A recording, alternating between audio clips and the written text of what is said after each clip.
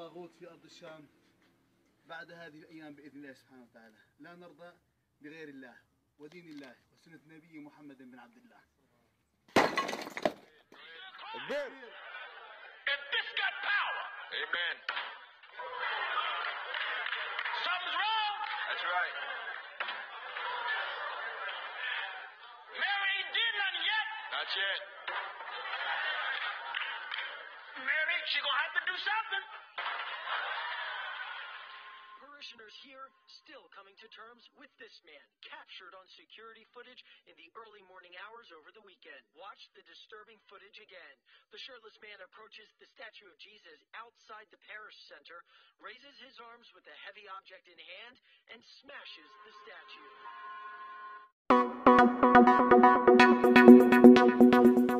Para sahabat yang saya kasih dalam Tuhan kita Yesus Kristus, dari beberapa cuplikan video ini kita dapat melihat dan merasakan bahwa kenakalan bukanlah biang satu-satunya tindakan vandalisme ini. Kita dapat menduga bahwa kuasa dosa kebencian menjadi penyebab utama tindakan perusakan berbagai patung dan juga berbagai gambar kudus. Mengapa kebencian? Pertama, ada banyak orang yang berbeda keyakinan atau berbeda imannya dengan kita. Bahkan keliru memahami makna aneka patung dan gambar dalam gereja Katolik. Tetapi ketika kekuatan kasih terus mendorong mereka menghargai perbedaan, maka tindakan vandalisme seperti penghancuran patung atau gambar tidak mereka lakukan. Yang kedua, ada banyak orang memisahkan diri dari gereja Katolik, lalu membentuk komunitas-komunitas gerejawi. Bahkan banyak juga yang memiliki pandangan yang keliru tentang patung dan gambar kudus dalam gereja Katolik. Tetapi ketika hati mereka dipenuhi oleh kasih Kristus, maka tindakan perusakan tidak mereka lakukan. Maka sangatlah disayangkan aneka perusakan terhadap patung dan juga gambar kudus dalam gereja Katolik justru dilakukan oleh orang-orang yang beriman kepada Allah atau oleh orang-orang yang beriman kepada Kristus. Lebih parah lagi ketika orang yang percaya kepada Kristus menggunakan ayat-ayat kitab suci sebagai pembenaran atas ekspresi kebencian yang telah menyebabkan aneka perusakan terhadap patung dan gambar kudus. Bacaan pertama pada hari Minggu Prapaskah ketiga tahun B ini, khususnya dalam kitab Keluaran bab 20 ayat 4, seringkali dicopot untuk dijadikan palu penghancur aneka patung dan juga aneka gambar dalam gereja Katolik. Sebab dalam ayat 4 tertulis begini, "Jangan membuat bagimu patung yang menyerupai apapun yang ada di langit di atas, atau yang ada di bumi di bawah, atau yang ada di dalam air di bawah bumi." Bagi mereka, teks ini sudah dengan jelas melarang umat Kristiani untuk membuat patung atau gambar apapun. Siapapun yang membuat patung berarti melawan perintah Allah. Tafsiran seperti ini sebenarnya menunjukkan bahwa oknum-oknum ini sudah gagal memahami firman Allah. Sedikitnya saya mencatat ada 3 kegagalan dalam memahami teks Keluaran bab 20 ayat 4. Kegagalan pertama, mengambil ayat keempat ini tanpa melihat konteks firman Allah secara menyeluruh. Dalam kitab Keluaran bab 20 ayat 1 sampai dengan ayat 17, Allah sebenarnya menetapkan ke-10 hukumnya untuk mengatur kehidupan bangsa Israel, baik dalam relasinya dengan Allah maupun dalam relasi dengan sesama. Dalam relasi dengan Allah, bangsa Israel diminta untuk beriman dan menyembah hanya kepada Allah yang telah membebaskan mereka dari perbudakan di tanah Mesir. Allah melarang bangsa Israel untuk percaya kepada Allah lain, sebab Allah lain tidak memiliki cinta, tidak memiliki perasaan, dan hanya untuk memperbudak manusia. Jadi larangan pembuatan patung oleh Allah adalah pembuatan patung dari Allah lain yang kepada patung itu bangsa Israel menyembah. Dan itu yang dilarang. Sebab itulah yang dinamakan dengan berhala dalam kitab Ulangan bab 4 ayat 15 sampai dengan ayat 16. Kegagalan kedua, terlalu cepat menilai ajaran gereja Katolik sebagai ajaran yang sesat. Pertanyaannya adalah, apakah benar gereja Katolik sesat, tidak alkitabiah, karena membuat aneka patung dan gambar. Ajaran resmi Gereja Katolik yang tertulis dalam Katekismus Gereja Katolik nomor 2130 tertulis begini. Tetapi di dalam Perjanjian Lama Allah sudah menyuruh dan mengizinkan pembuatan patung yang sebagai lambang harus menunjuk kepada keselamatan sebagai pengantara sabda yang menjadi manusia. Sebagai contoh, ular tembaga, tabut perjanjian, dan kerub. Allah memerintahkan dan mengizinkan pembuatan patung yang dapat kita baca dalam teks-teks berikut ini.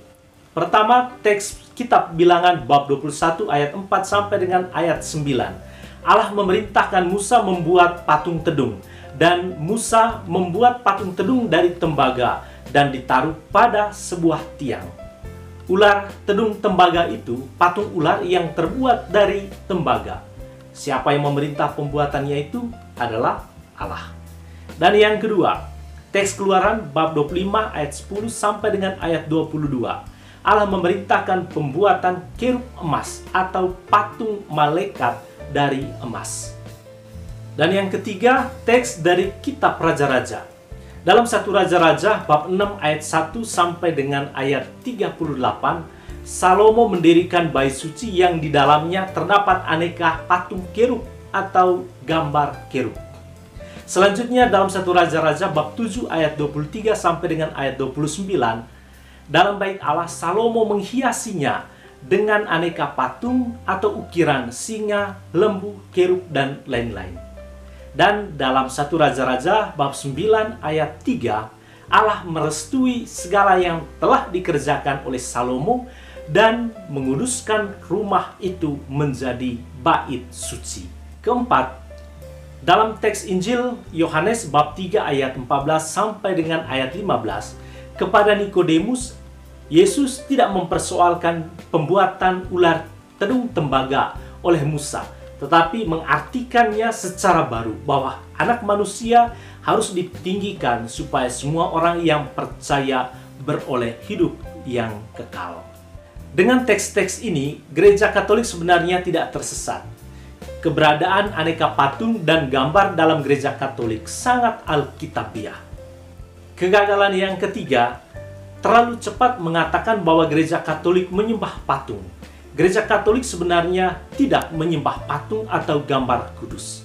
Dalam Katekismus Gereja Katolik nomor 2132 tertulis begini. Penghormatan Kristen terhadap gambar tidak bertentangan dengan perintah pertama yang melarang patung berhala. Karena penghormatan yang kita berikan kepada satu gambar menyangkut gambar asli di baliknya. Itu kata Santo Basilius. Dan siapa yang menghormati gambar, menghormati pribadi yang digambarkan di dalamnya. Dan itulah pernyataan dalam Konsili Nisea. Penghormatan yang kita berikan kepada gambar-gambar adalah sebuah penghormatan yang hikmat, bukan penyembahan. Sebab penyembahan hanya boleh diberikan kepada Allah. Jadi Gereja Katolik tidak pernah menyembah patung, sebab penyembahan itu hanya diberikan kepada Allah. Para sahabat yang saya kasih dalam Tuhan kita Yesus Kristus, beberapa cuplikan video pada awal tadi sebenarnya menginformasikan kepada Anda dan juga kepada saya bahwa iblis dengan segala manifestasinya termasuk kebencian selalu mempengaruhi Anda dan juga saya agar menjauh dari Allah dan menjaga jarak dari sesama. Tindakan Yesus yang membersihkan bait suci dari para penukar uang dan para pedagang dalam bacaan Injil Yohanes bab 2 ayat 13 sampai dengan ayat 25 pada hari Minggu Prapaskah ketiga tahun B ini merupakan sebuah tindakan profetis yang mengingatkan Anda dan saya bahwa Prapaskah selalu berarti kesempatan membersihkan pikiran, perkataan, perbuatan, bahkan motivasi hidup kita dari kotornya dosa. Sehingga kita memiliki hati yang bersih untuk menyembah Allah dan hati yang bersih untuk mengasihi sesama. Sekian renungan untuk kali ini. Tuhan kita Yesus Kristus memberkati kita semua.